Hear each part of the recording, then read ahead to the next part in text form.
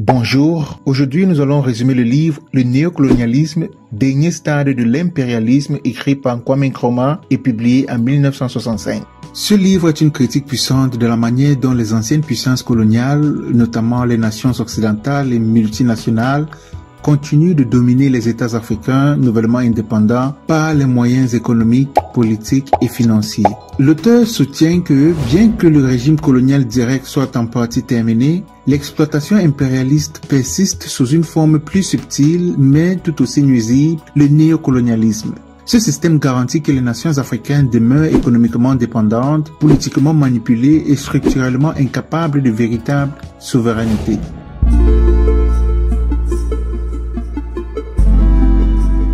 En introduction, la nature du néocolonialisme.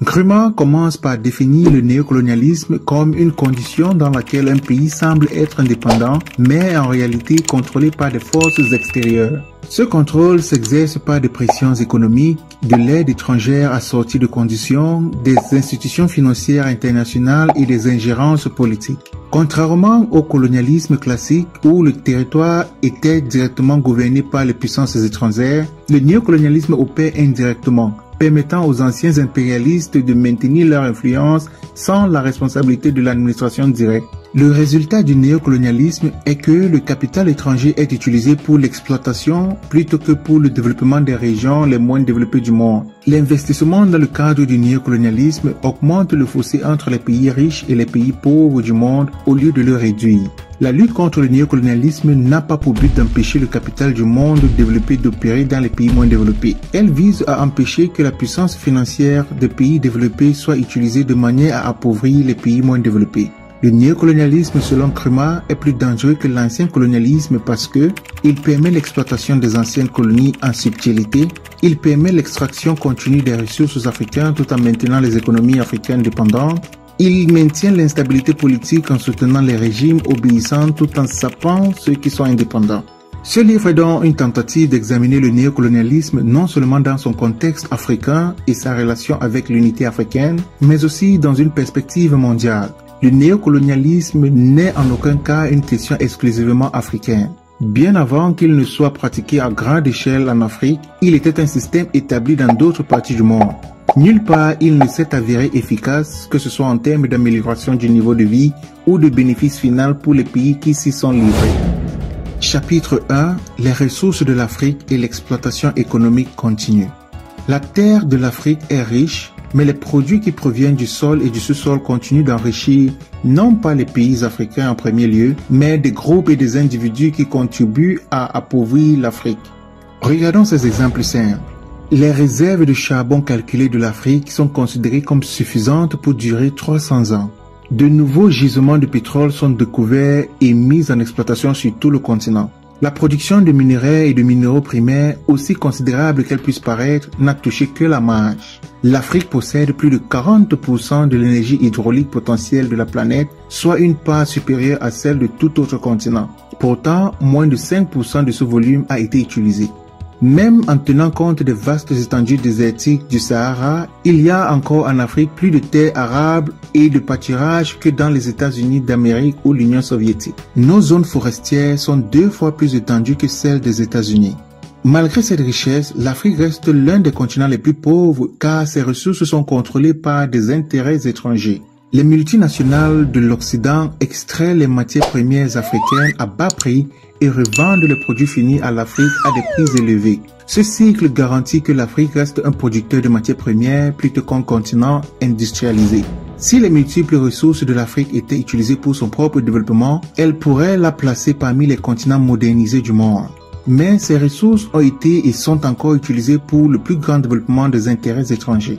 La majeure partie de la richesse naturelle de l'Afrique est extraite au profit des corporations et des gouvernements étrangers plutôt que d'être utilisée pour développer les industries locales ou améliorer le niveau de vie des Africains. Par exemple, en 1954 et 55, lorsque la production de cacao du Ghana était de 210 000 tonnes, ses revenus extérieurs s'élevaient à 85 millions de livres sterling. Figurez-vous que 10 ans plus tard, avec une récolte estimée à 590 000 tonnes, les revenus extérieurs étaient estimés à environ 77 millions de livres sterling. Le Nigeria a connu une expérience similaire. Entre 1954 et 1955, il a produit 89 000 tonnes de haricots et a reçu pour sa récolte 40 millions de livres sterling. En 1965, on estimait que le Nigeria produirait 310 000 tonnes et qu'il recevra pour cela environ la même somme de 40 millions de livres sterling. En d'autres termes, le Ghana et le Nigeria ont triplé leur production de ces produits agricoles respectifs, mais leurs recettes brutes sont tombées de 125 millions de livres sterling à 117 millions. Une étude détaillée de la production et du prix montre que c'est le pays consommateur développé qui profite de l'augmentation de la production dans les pays moins développés. Tant que les producteurs agricoles africains seront désunis, ils ne pourront pas contrôler le prix du marché de leurs produits agricoles primaires. Tant que l'Afrique restera divisée, ce seront donc les riches pays consommateurs qui dicteront les prix des cultures de rente africaines. Cependant, même si l'Afrique pourrait dicter le prix de ses cultures de rente, cela ne suffirait pas à assurer l'équilibre économique nécessaire au développement. La réponse doit être l'industrialisation. D'une manière générale, en dépit des coûts d'exploration qui sont de toute façon déduits des impôts et sont couverts par des bénéfices éventuels, l'exploitation minière s'est révélée être une entreprise très rentable pour les capitaux étrangers investis en Afrique. En revanche, ces bénéfices pour les Africains, en dépit de tous les discours enflammés, ont été négligeables. En effet, la production minière est principalement destinée à l'exportation sous sa forme primaire. L'Afrique du Sud, la Zambie, le Congo constituent des exceptions de cette généralisation. Des pays comme le Maroc, l'Algérie, le Mozambique ont également opéré une légère conversion. Le cuivre sud-africain est exporté sous forme de métal et une petite partie de fer est envoyée à l'étranger sous forme de lingots. L'or est raffiné. Hormis ces exceptions, la plupart des minéraux exportés quittent l'Afrique à l'état primaire. Ils alimentent les industries et les usines d'Europe, d'Amérique et du Japon. Lorsque les pays d'origine sont obligés de racheter leurs minerais et autres produits bruts sous forme de produits finis, ils le font à des prix grossièrement gonflés. L'auteur soutient que si l'Afrique pouvait contrôler ses ressources, le continent pourrait s'industrialiser rapidement et devenir autosuffisant. Cependant, les forces néocoloniales empêchent cela en veillant à ce que les entreprises étrangères conservent la propriété des ressources africaines. Chapitre 2. Obstacles au progrès économique et le rôle de l'aide étrangère. L'un des principaux outils du néocolonialisme est l'aide étrangère. Bien que l'aide soit présentée comme un moyen d'aider les pays africains à se développer, en réalité, elle sert souvent de mécanisme de contrôle. Les nations occidentales et les institutions financières internationales comme le Fonds monétaire international et la Banque mondiale accorde des prêts et des subventions aux pays africains sous des conditions qui profitent aux corporations étrangères plutôt qu'aux économies africaines. Nkrumah énumère les moyens par lesquels l'aide renforce la dépendance néocoloniale. Premièrement, les prêts viennent avec des politiques économiques favorables aux intérêts occidentaux. De nombreuses nations africaines sont contraintes de privilégier le remboursement de la dette plutôt que d'investir dans des programmes sociaux ou des infrastructures. Deuxièmement, l'argent de l'aide revient souvent aux pays donateurs. Par exemple, l'aide au développement peut obliger les pays africains à utiliser des entreprises occidentales pour des projets d'infrastructure, ce qui signifie que l'argent ne bénéficie jamais véritablement aux pays récipiendaires.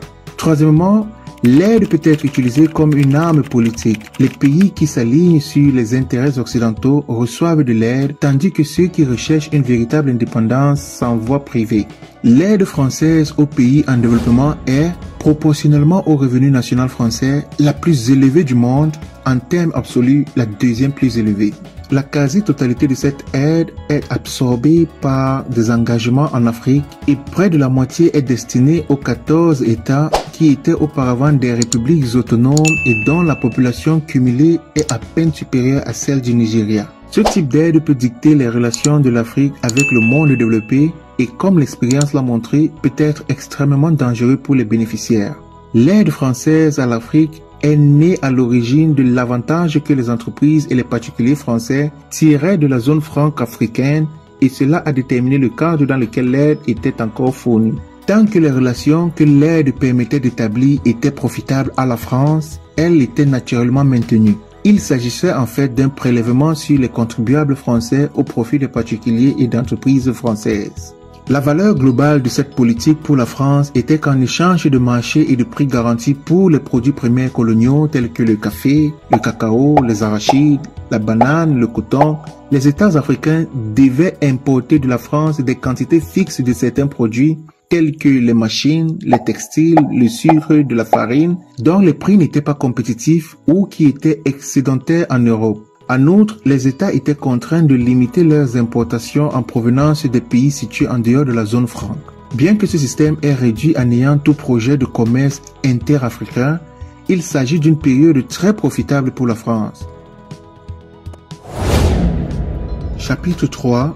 Le rôle du capitalisme monopolistique et de la finance internationale. Il existe plusieurs définitions de l'aide, comme l'a souligné B. Shango Machio dans son ouvrage Aid and Neocolonialism. La définition varie selon les blocs. Selon l'ONU, l'aide économique consiste uniquement en dons purs et simples et en prêts à long terme à des fins non militaires consentis par des gouvernements et des organisations internationales. Mais les pays dits donateurs incluent dans le terme aide les investissements privés et les crédits à l'exportation, même pour les périodes relativement courtes, ainsi que les prêts à des fins militaires. Comme le remarque le professeur Benham dans son livre Economic Aid to Underdeveloped Countries, il est agréable de sentir que l'on aide ses voisins tout en augmentant ses propres profits. Avant le déclin du colonialisme, ce que l'on appelle aujourd'hui l'aide était simplement un investissement étranger. La fin de l'Empire s'est accompagnée d'une floraison d'autres moyens d'investissement. L'Empire britannique est devenu le Commonwealth, mais les revenus de l'exploitation de l'impérialisme britannique augmentent. Les bénéfices des compagnies britanniques déteintes ont atteint 400%. Les derniers dividendes versés aux actionnaires britanniques de diamants avoisinent les 350%. À une occasion, les bénéfices britanniques provenant de l'Inde indépendante avaient plus que doublé. Nkrumah affirme que les grandes entreprises comme Anglo-American Corporation, Unilever et les compagnies pétrolières françaises et américaines dominent les économies africaines, garantissant que la plupart des profits quittent le continent. Eh bien, notez ceci. Les entreprises étrangères contrôlent les secteurs clés de l'Afrique. Les nations africaines sont laissées sans contrôle sur leur propre destin économique.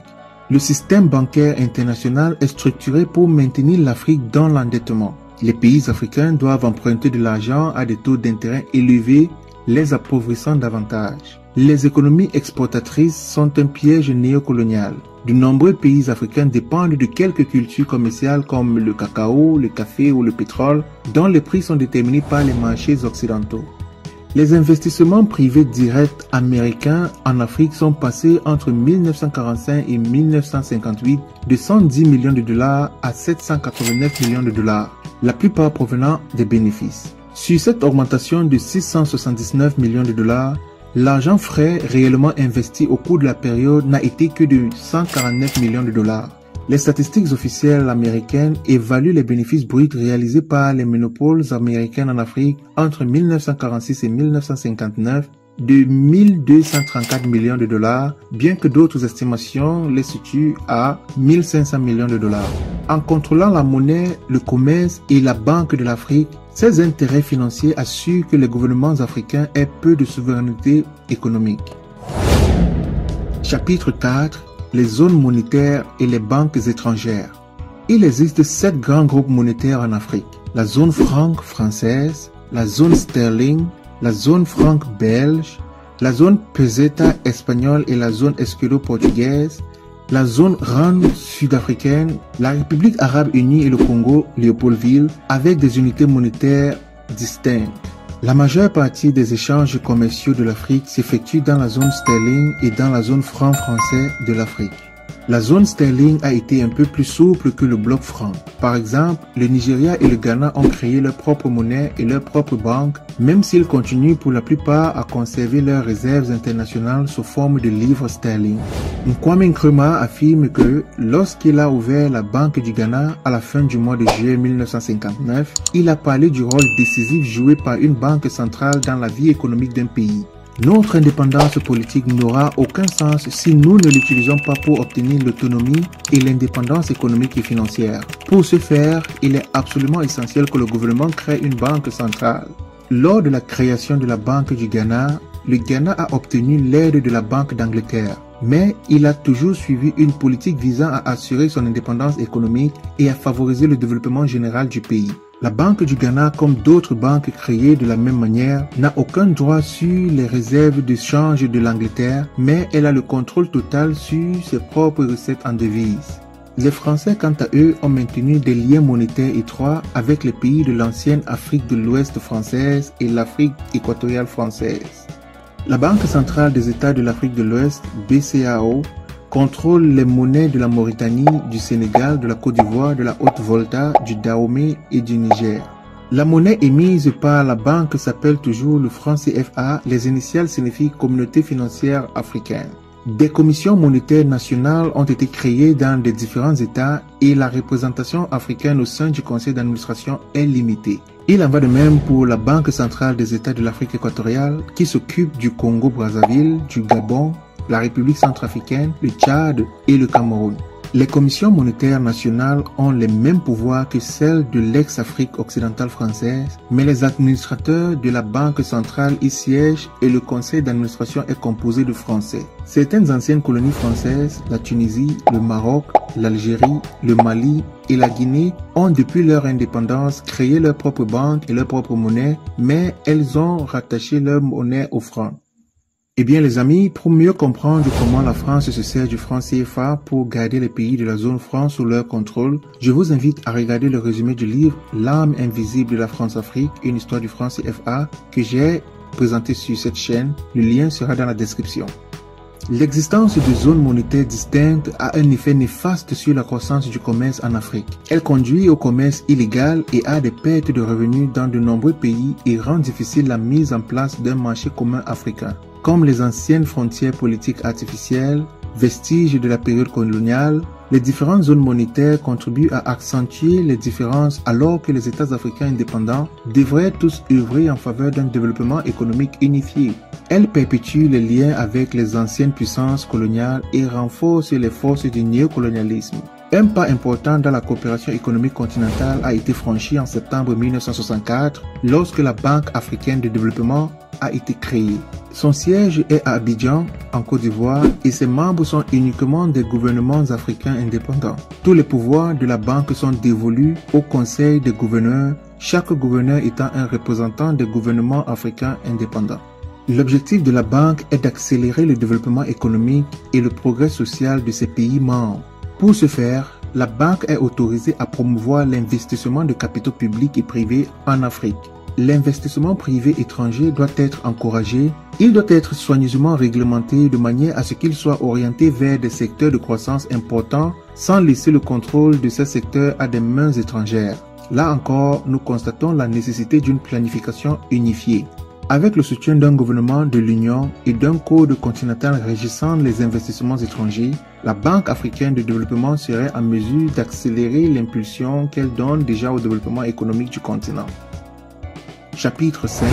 Les mécanismes du néocolonialisme et la solution contre celui-ci. Afin de mettre un terme à l'ingérence étrangère dans les affaires des pays en développement, il est nécessaire d'étudier, de comprendre, de dénoncer et de combattre activement le néocolonialisme, quelle que soit la forme sous laquelle il se présente. En effet, les méthodes des néocolonialistes sont subtiles et variées. Ils opèrent non seulement dans le domaine économique, mais aussi dans les sphères politiques, religieuses, idéologiques et culturelles.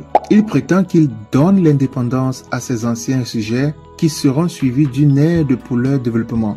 Sous le couvert de ces phrases, il conçoit cependant d'innombrables moyens d'atteindre les objectifs autrefois réalisés par le colonialisme nu. C'est l'ensemble de ces tentatives modernes de perpétuer le colonialisme tout en parlant de liberté qui est connu sous le nom de néocolonialisme. Nkrumah explique les diverses stratégies utilisées pour maintenir le néocolonialisme. 1. La balkanisation. La division de l'Afrique en petits États faibles qui ne peuvent pas résister à la domination étrangère.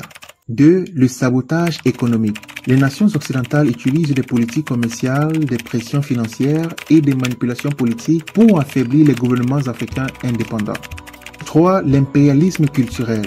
Les systèmes éducatifs et les médias occidentaux promeuvent l'idée que l'Afrique dépend de l'Occident, décourageant l'autosuffisance.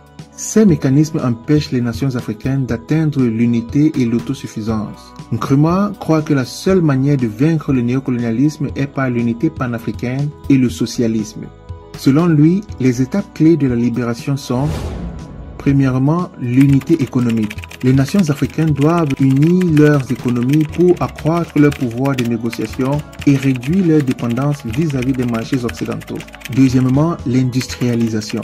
Au lieu de dépendre des entreprises étrangères, l'Afrique doit développer ses propres industries pour traiter les matières premières localement. Troisièmement, une monnaie africaine commune. Un système financier africain partagé protégerait les économies de la manipulation bancaire occidentale.